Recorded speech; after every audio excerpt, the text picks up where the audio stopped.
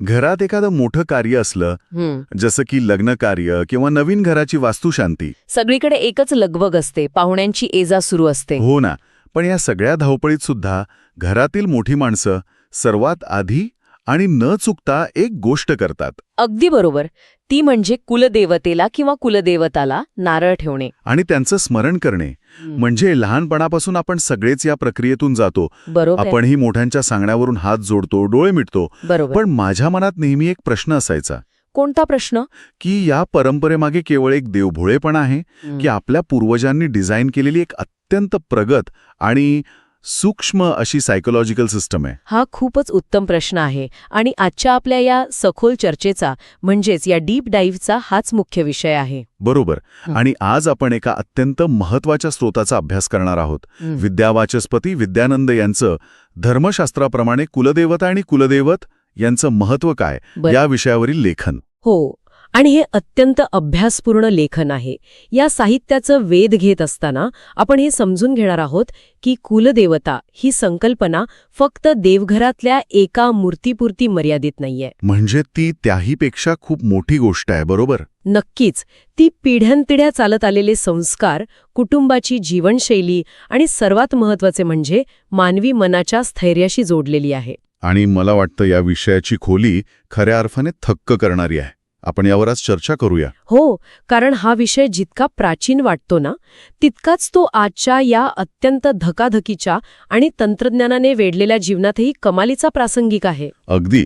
म्हणजे विद्यावाचस्पती विद्यानंद यांच्या लेखनाचा आधार घेत जेव्हा आपण या संकल्पनांचा अभ्यास करतो तेव्हा लक्षात येतं की धर्मशास्त्राने मानवी मन आणि त्याची मुळं यांचा किती सखोल विचार केला होता. आणि महत्त्वाची गोष्ट म्हणजे आपण या लेखनातील तत्वज्ञानाचं विश्लेषण करणार आहोत, तेही कोणत्याही विशिष्ट धार्मिक कर्मकांडाची भालावण न करता. बरोबर. या मूळ स्रोतामध्ये जे विचार मांडले आहेत त्यामागचे कारण आणि कार्यपद्धती समजून घेणे हे आपले मुख्य उद्दिष्ट आहे. तर सुरुवात कुठून करायची? मला वाटतं कोणत्याही निष्कर्षावर पोहोचण्यापूर्वी मुळात कुलदेवता आणि कुलदैवत या दोन संज्ञांचा नेमका अर्थ काय आहे हे समजून घेणं अत्यंत आवश्यक आहे. हो, कारण अनेकदा आपण हे दोन्ही शब्द एकाच अर्थाने किंवा समानार्थी शब्द म्हणून वापरतो. अगदी. पण या लेखनात अतिशय स्पष्टपणे या दोन्हींची स्वतंत्र मांडणी केली आहे. तर कुलदेवता म्हणजे नेमकं काय आणि ती एखाद्या कुळाच्या इतिहासाशी कशी जोडलेली असते? या दोन शब्दांमधला फरक समजून घेणं ही खऱ्या अर्थानं या विषयाची पहिली आणि सर्वात महत्त्वाची पायरी आहे. विद्यावाचस्पती विद्यानंद यांच्या लेखनानुसार ज्या देवतेची उपासना एका विशिष्ट कुळात अनेक पिढ्यांपासून म्हणजे शेकडो वर्षांपासून शेकडो वर्षांपासून अखंडपणे केली जाते ती त्या कुळाची कुलदेवता. आता यातला सर्वात महत्त्वाचा आणि लक्ष वेधून घेणारा भाग म्हणजे ही देवता त्या कुळाच्या उगमाशी थेट जोडलेली असते. उगमाशी म्हणजे नेमकं कसं? म्हणजे बघा, शेकडो वर्षांपूर्वी जेव्हा दळणवळणाची साधने नव्हती तेव्हा भूतकाळात कधीतरी त्या कुळाने अन्नाच्या शोधात किंवा एखाद्या युद्धामुळे स्थलांतर केले असेल, किंवा एखादी नैसर्गिक आपत्ती आली असेल. अगदी बरोबर. किंवा त्यांच्या जीवनावर परिणाम करणारी एखादी मोठी ऐतिहासिक घटना घडली असेल. त्या सगळ्याच्या स्मृती या कुलदेवतेच्या रूपात जतन केलेल्या असतात. थांबा, इथेच हा विषय खऱ्या अर्थानं रंजक होतो. म्हणजे आपण जेव्हा कुलदेवतेचा विचार करतो तेव्हा ती केवळ एक धार्मिक पद्धत राहत नाही. मग ती काय असते? तर हा एका प्रकारचा आपला आध्यात्मिक आणि ऐतिहासिक DNA आहे. अच्छा, हे फार छान उदाहरण दिलंत. म्हणजे तुम्ही असं म्हणताय की आपण ज्याला आज श्रद्धा म्हणतोय ते खरं तर त्या प्राचीन काळातील लोकांचं डेटा स्टोरेज किंवा आर्काईव्ह होतं? हो, अगदी तंतोतंत. कारण तेव्हा आजच्यासारखा लिखित इतिहास नसायचा ना, त्यांच्याकडे पेनड्राईव्ह होते. मग आपले पूर्वज मुळात कुठून आले, त्यांनी कोणत्या परिस्थितीचा सामना केला हे पुढच्या पिढीला सांगण्यासाठी त्यांनी या देवतेची संकल्पना वापरली. अगदी. हे तुम्ही फार अचूक पकडलत.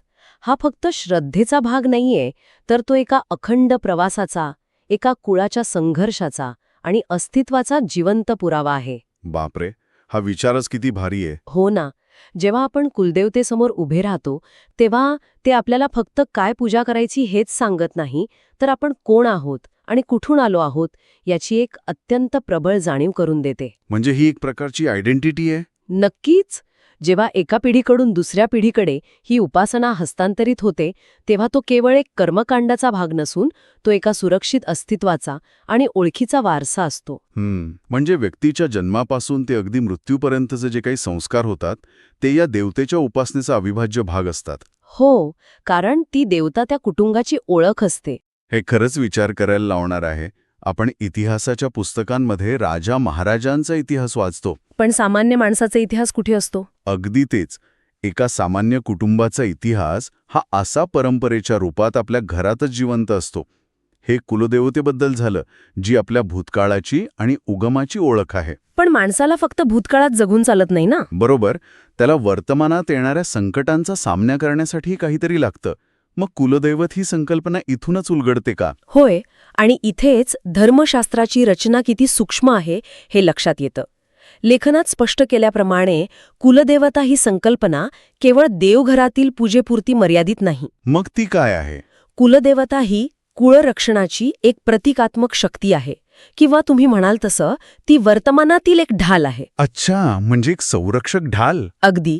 धर्मशास्त्रानुसार हे दैवत कुळाच्या कर्मफलांवर, कुटुंबातील सदस्यांच्या मानसिक स्थैर्यावर आणि संकटाच्या वेळी मिळणाऱ्या मार्गदर्शनावर थेट प्रभाव टाकते. सोप्या भाषेत सांगायचे तर कुलदेवता ही तुमची मुळं आहेत. आणि कुलदैवत हे त्या वृक्षावर पसरलेलं संरक्षक छत्र आहे.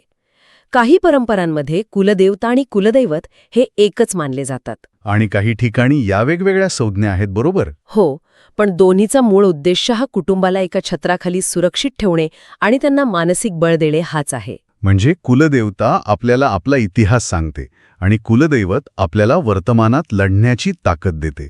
पण मग यातून एक स्वाभाविक प्रश्न निर्माण होतो. कोणता प्रश्न?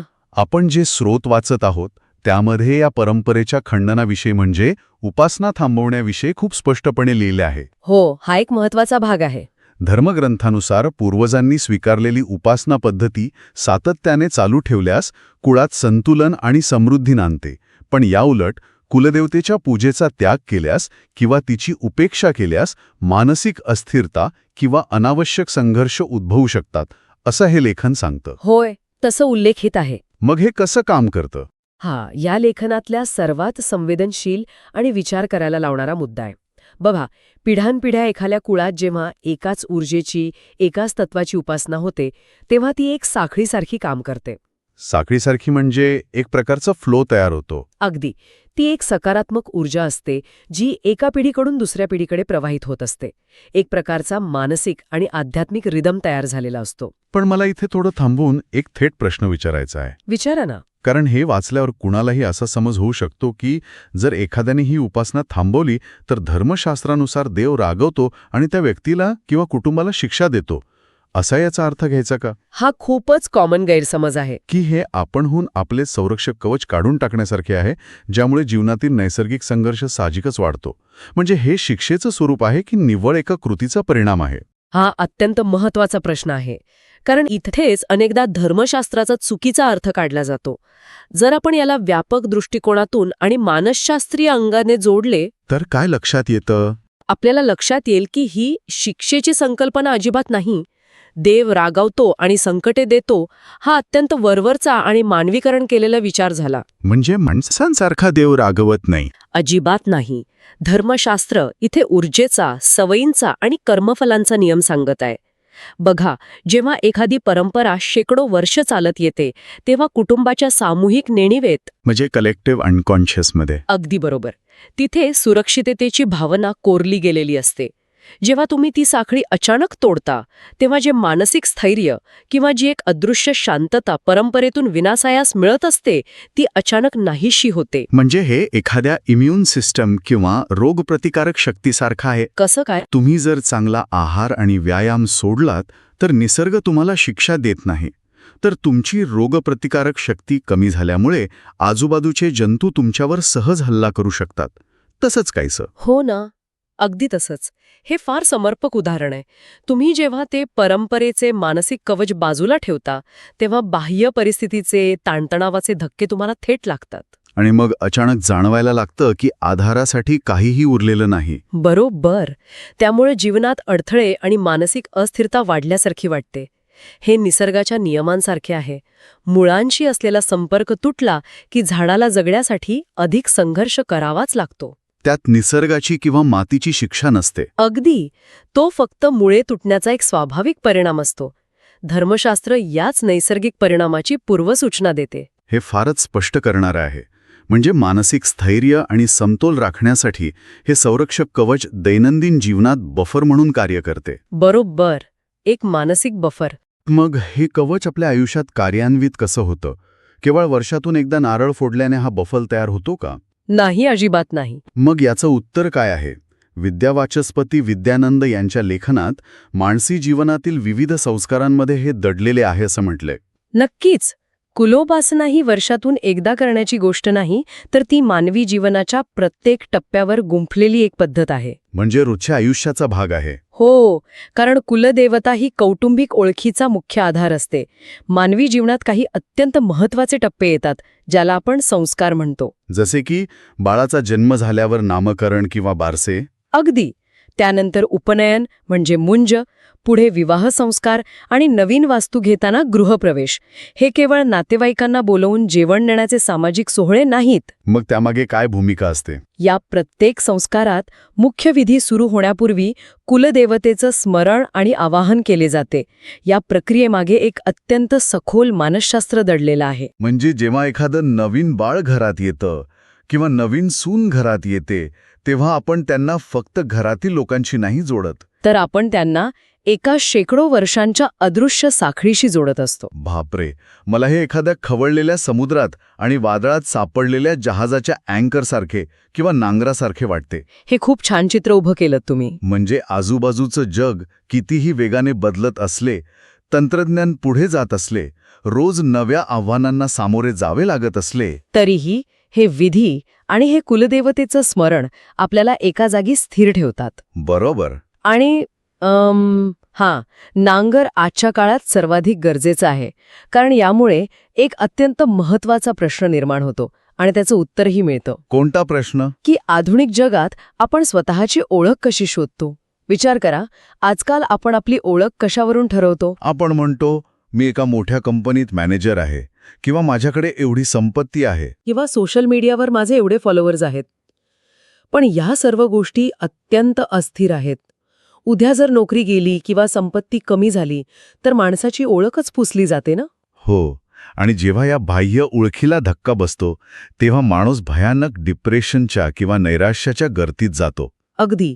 पण हे जे संस्कार आहेत, जे कुलदेवतेच्या साक्षीने होतात, ते आपल्याला एका मोठ्या शाश्वत परंपरेचा भाग बनवतात. म्हणजे तुमची नोकरी काहीही असो, बँक बॅलन्स कितीही असो, तुम्ही कुलदेवतेसमोर त्या महान कुळाचे एक महत्त्वाचे प्रतिनिधी असता.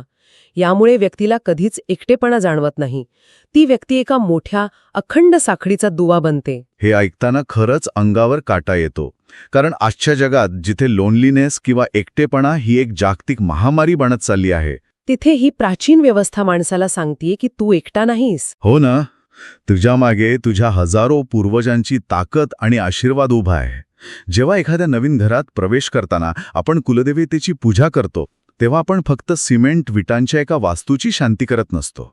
तर आपण काय करत असतो? आपण आपल्या पूर्वजांच्या एका अदृश्य अस्तित्वाला, त्यांच्या ऊर्जेला त्या नवीन जागेत सन्मानाने आमंत्रित करत असतो. हा विचारच किती भक्कम मानसिक आधार देणारा आहे. आणि म्हणूनच विद्यावाचस्पती विद्यानंद यांच्या लेखनात अत्यंत ठामपणे म्हटले आहे की आधुनिक जीवनशैलीतही ही कुलोपासनेची जोड एक भक्कम मानसिक स्थैर्य देते. म्हणजे आपण कितीही मोठे झालो, शिक्षणासाठी किंवा नोकरीसाठी जगाच्या पाठीवर कितीही दूर गेलो, तरी आपला एक आधारस्तंभ आहे. ही जाणीव माणसाला कितीही मोठ्या संकटांचा सामना करण्याची ताकद देते. संकटे येत नाहीत असे नाही, पण ती पेलण्याची क्षमता या परंपरेतून आतून विकसित होते. बरं, पण इथे खूप मोठी आणि व्यावहारिक अडचण येते. कोणती? नंबर कितीही मजबूत असला, ही साखळी कितीही महत्वाची असली, तरी आजच्या धकाधकीच्या जीवनात अनेक लोक या कुलपरंपरेपासून दूर जात आहेत, हे वास्तव आपण नाकारू शकत नाही. हे खरंय. लोक खूप विखुरले गेलेत. नोकरीच्या व्यवसायाच्या निमित्ताने लोक आपली मूळ गावे सोडून जगभर गेले आहेत. अनेकांकडे वेळेचा प्रचंड अभाव आहे. अशा वेळी यातून मार्ग कसा काढायचा? हा खूपच प्रॅक्टिकल प्रश्न आहे. कारण जुन्या काळात ज्या पद्धतीने विस्तृत पूजार्चा, उपवास किंवा कुलाचार केले जात असत, ते आजच्या काळात शहरांमध्ये किंवा परदेशात राहणाऱ्या कुटुंबांना व्यावहारिकदृष्ट्या शक्य होत नाही. मग अशा लोकांनी काय करावे? हाच तो आधुनिक काळातील संदर्भ ज्यावर या लेखनात अतिशय समतोल आणि अभ्यासपूर्ण प्रकाश टाकला आहे. अच्छा, म्हणजे लेखकाने यावरही विचार केलाय. नक्कीच. आजच्या वेगवान जीवनात परंपरेच्या कर्मकांडापासून दूर जाण्याचे प्रमाण वाढले आहे. ही वस्तुस्थिती लेखकाने नाकारलेली नाही, पण विद्यावाचस्पती विद्यानंद यांच्या लेखनानुसार आपले धर्मशास्त्र अत्यंत समंजस आणि प्रगल्भ आहे. एदगल्भ म्हणजे ते कसं? धर्मशास्त्र स्पष्टपणे सांगते की कुलदेवतेची उपासना ही केवळ काळ, देश किंवा बाह्य परिस्थितीवर अवलंबून नाही. म्हणजे जर कोणी शिक्षणासाठी अमेरिकेत किंवा युरोपमध्ये राहत असेल किंवा महानगरांच्या फ्लॅट संस्कृतीत रात्रंदिवस काम करत असेल आणि त्यांना त्यांच्या मूळ गावी जाऊन सर्व सोपस्कार करून कुलदेवतेचं दर्शन घेणं शक्य नसेल, तर त्यांनी आपण परंपरेचे पाईक राहिलो नाही अशी अपराधीपणाची भावना किंवा गिल्ट मनात ठेवण्याची गरज नाही. अजिबात नाही. आणि हेच या शास्त्राचे खरे सौंदर्य आहे. खरंच. हो, कारण कुलोपासना ही पूर्णपणे अंतःकरणातील निष्ठेशी आणि शुद्ध भावनेशी संबंधित आहे.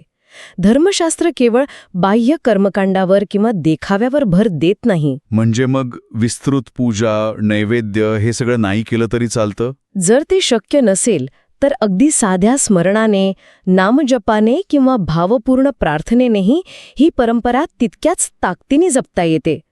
तुम्ही जगात कुठेही असा, तुमच्या मनात ती जोड असणं, तो कृतज्ञतेचा भाव असणं सर्वात महत्वाचं आहे.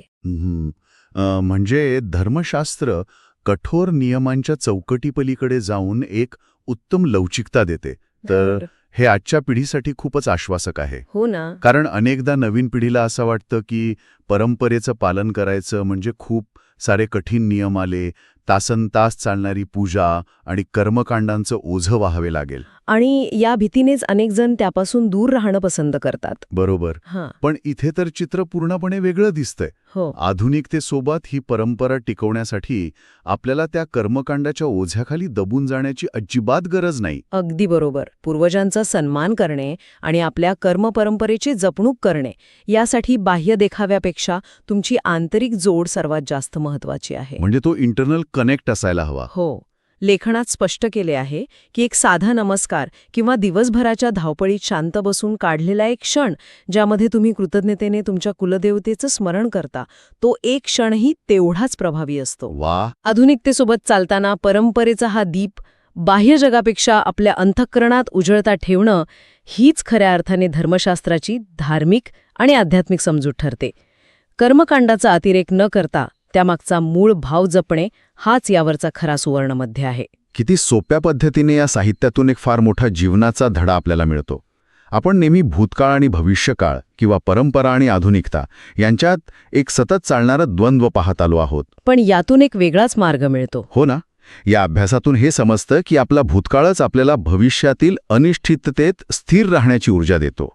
तर आपण आता या प्रदीर्घ चर्चेच्या शेवटाकडे आलो आहोत. बरोबर. या साहित्याचा वेध घेताना आज आपण जे काही पाहिले आणि समजून घेतले त्याचे थोडक्यात सार काढायचे झाले तर असे म्हणता येईल की कुलदेवता आणि कुलदैवत हे केवळ श्रद्धेचे किंवा अंधश्रद्धेचे विषय नक्कीच नाहीत. नक्कीच नाहीत. ते 2 पिढ्यांमधील किंबहुना अनेक पिढ्यांमधील एक अत्यंत मजबूत आध्यात्मिक आणि मानसिक सेतू आहेत. अगदी. आपण पाहिलेत की कुलोपासना म्हणजे केवळ देवाच्या मूर्तीवर फुले वाहणे किंवा काही ठराविक मंत्र म्हणणे इतकेच मर्यादित नाही, तर तो आपल्या पूर्वजांच्या संघर्षाचा सन्मान करण्याचा एक मार्ग आहे. आणि आपल्या कुटुंबाची एक वेगळी आणि भक्कम ओळख जपण्याचा मार्ग आहे. आणि सर्वात महत्वाचे म्हणजे या अत्यंत अनिश्चित अशा आधुनिक जीवनात एक मानसिक आणि आध्यात्मिक संतुलन टिकवण्याचा एक अत्यंत प्रभावी मार्ग आहे. अगदी खरंय. आणि कोणत्याही परिस्थितीची किंवा वेळाभावी सबब न देता केवळ भावपूर्ण स्मरणानेही आपण या अखंड प्रवासाचे सहप्रवासी राहू शकतो. हे या लेखनाचे सर्वात मोठं फलित आहे. हो. आणि हे सर्वांनी लक्षात ठेवायला हवं. या साहित्याचा वेध घेतल्यानंतर एक गोष्ट नक्की जाणवते की हा अभ्यास इथेच संपत नाही. म्हणजे अजून काही विचार करण्यासारखा आहे. हो. जाता जाता एका वेगळ्या दृष्टिकोनातून विचार करण्यासारखी एक गोष्ट आहे. जर केवळ एका साध्या स्मरणाने, एका क्षणाच्या नामजपाने आपल्याला पिढ्यानपिढ्या चालत आलेल्या मानसिक स्थैर्याचा आणि सुरक्षिततेचा वारसा मिळत असेल, जर यातून आपला एकटेपणा दूर होत असेल, तर या प्राचीन आध्यात्मिक सेतूंना आधुनिक मानसशास्त्र भविष्यात मानवी मनावरील ताणतणाव कमी करण्याचे आणि एकाग्रता वाढवण्याचे सर्वांत प्रभावी आणि विनामूल्य साधन म्हणून मान्यता देईल का? हा खरंच खूप मोठा विचार आहे. शेवटी आपण कितीही आधुनिक झालो, कितीही प्रगती केली, तरी आपल्या मुळांना जोडलेले राहण्यातच मानवी मनाची खरी शांती दडलेली असते. हा विचार सर्वांसाठी नक्कीच अंतर्मुख करणारा आहे.